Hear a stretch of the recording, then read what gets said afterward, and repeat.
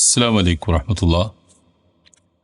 മക്കയും കഅബയും ഇസ്ലാമിനെ സംബന്ധിച്ച് പ്രധാനപ്പെട്ട കേന്ദ്രങ്ങളാണ്. ആരാധന നിർവഹിക്കാൻ വേണ്ടി, പ്രത്യേക ഹജ്ജ് ഉംറ നിർവഹിക്കാൻ വേണ്ടി ആളുകൾ പോകുന്നത് ആ ഭൂമിയിലേക്കാണ്.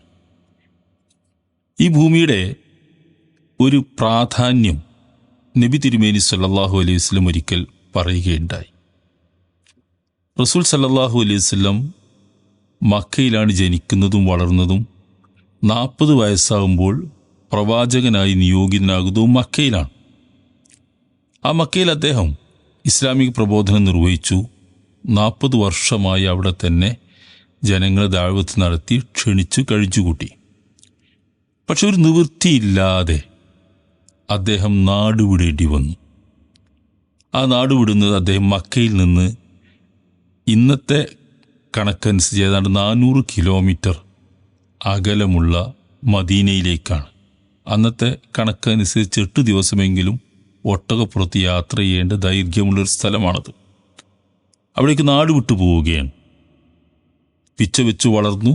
നബിയായി 13 വർഷം അഥവാ 53 വയസ്സ് വരെ ജീവിച്ചൊരു പ്രദേശം. ആ പ്രദേശത്ത് നിന്ന് പോകുമ്പോൾ സ്വാഭാവികമായിട്ടും അദ്ദേഹത്തിന് അതിൻ്റേതായ ബുദ്ധിമുട്ടുണ്ടാകും. സ്വന്തം നാട് വിട്ടുപോവുകയാണ്. അപ്പം അദ്ദേഹം പറഞ്ഞൊരു വാക്കാണ് നമ്മളെ സംബന്ധിച്ച് ഇവിടെ പ്രസക്തമായി വരുന്നത്.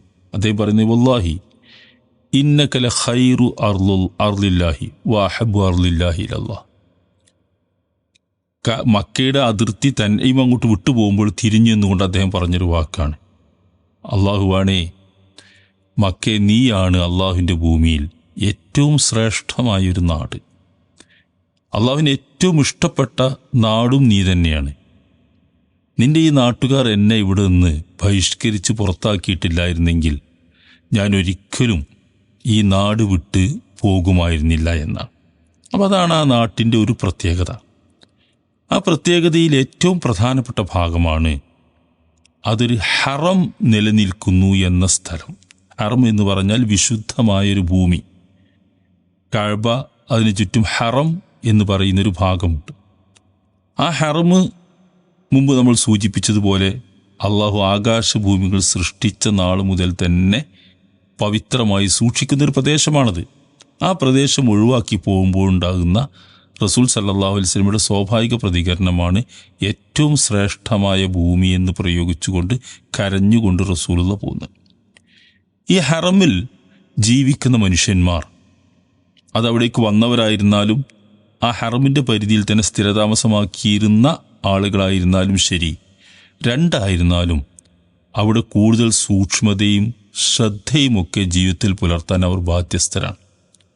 മറ്റു പ്രദേശത്ത് താമസിക്കുന്നത് പോലെയല്ല ഹറമിൻ്റെ പരിധിയിൽ താമസിക്കുന്നത്.